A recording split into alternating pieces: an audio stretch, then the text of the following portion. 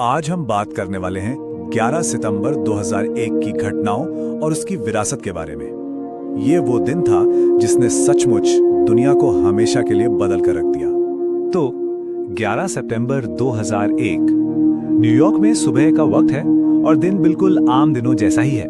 खूबसूरत, शांत, धूप खिली हुई। शहर अपनी रोज की रफ्तार पकड़ रहा है, लेकिन किसी को भी इस बात का अंदाजा नहीं था कि ये शांति बस कुछ ही पलों की मेहमान है। किसी को क्या पता था कि अगले सिर्फ 3 घंटों में इतिहास का एक ऐसा पन्ना लिखा जाने वाला था जिसका असर आने वाली कई पीढ़ियों पर पड़ने वाला था।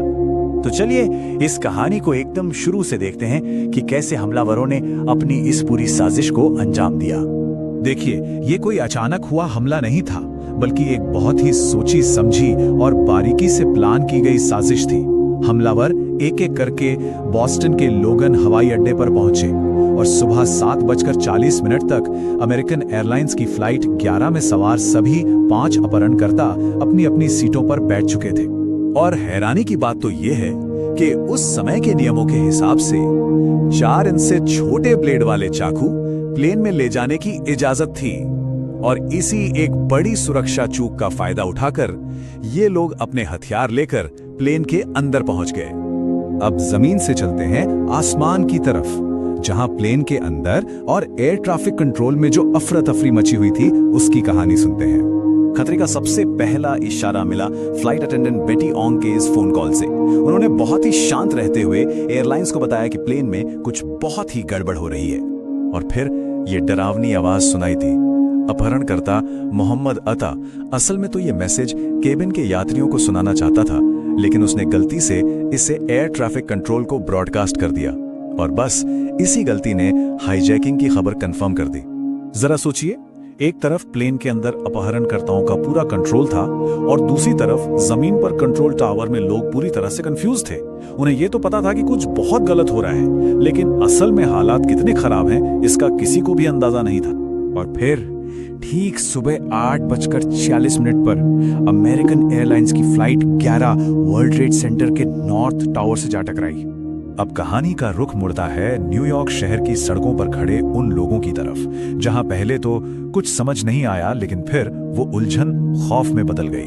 पहले प्लेन के टकराने के बाद शुरू के कुछ पल हर किसी के दिमाग में बस एक ही सवाल था, क्या ये एक भयानक हादसा था? लेकिन ये एहसास होने में ज्यादा देर नहीं लगी कि ये कोई हादसा नहीं हो सकता। जमीन पर मौजूद लोगों के इन शब्दों में उस पल का डर, गुस्सा और हैरानी साफ महसूस की जा सकती है। वर्ल्ड ट्रेड सेंटर पर हुए 2 हमलों के बीच सिर्फ 17 मिनट का फासला था। सिर्फ 17 मिनट। और इस दूसरे हमले ने सारे शक दूर कर दिए। अब यह साफ हो चुका था कि ये एक जानबूझकर किया गया हमला है। और सबसे भयानक बात यह थी कि पूरी दुनिया अपनी टीवी स्क्रीन पर यह सब कुछ लाइव देख रही थी। इसके बाद तो जैसे तबाही की झड़ी लग गई। एक के बाद एक खबरें आने लगी। पेंटागन पर हमला, फिर सिर्फ 10 सेकंड में साउथ टावर का ढह जाना, फ्लाइट 93 का क्रैश होना और आखिर में नॉर्थ टावर का भी ढह जाना। वो सुबह हर पल अपने साथ और ज्यादा तबाही लेकर आ रही थी। अब जरा इन हमलों के बाद जो हुआ उसकी भारी कीमत और उसके दूर तक जाने वाले असर पर एक नजर डालते हैं। न्यूयॉर्क शहर, आर्लिंगटन और पेंसिल्वेनिया, इन तीनों जगहों पर हुए हमलों में कुल मिलाकर 2977 लोगों ने अपनी जान गंवाई। ये सिर्फ एक नंबर नहीं है, ये 2977 जिंदगियां थी, परिवार थे, कहानियां थी। जिस जगह पर वर्ल्ड ट्रेड सेंटर के टावर्स खड़े थे उसे ग्राउंड जीरो के नाम से जाना जाने लगा।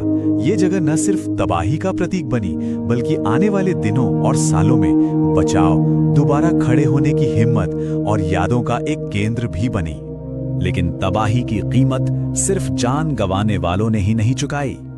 उस दिन मदद के लिए सबसे आगे आए हजारों बचाव कर्मियों को इसकी एक बहुत बड़ी और छिपी हुई कीमत चुकानी पड़ी।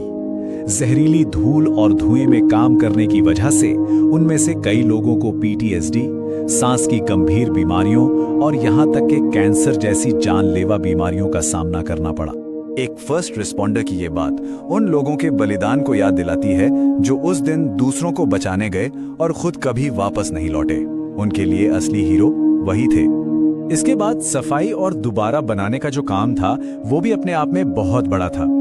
ग्राउंड जीरो को साफ करने में ही महीनों लग गए, जहां से लाखों टन मलबा हटाया गया। और आखिर में ये एक सवाल हमारे सामने खड़ा होता है कि कोई भी देश एक ऐसे नामुमकिन दिन को आखिर याद कैसे रखता है। ये एक ऐसी विरासत है जो हमें सिर्फ उस दिन खोई हुई अनगिनत जिंदगियों की याद नहीं दिलाती, बल्कि उस भयानक त्रासदी के बीच जो असाधारण हिम्मत और एकता देखने को मिली थी, उससे भी याद रखने के लिए प्रेरित करती है।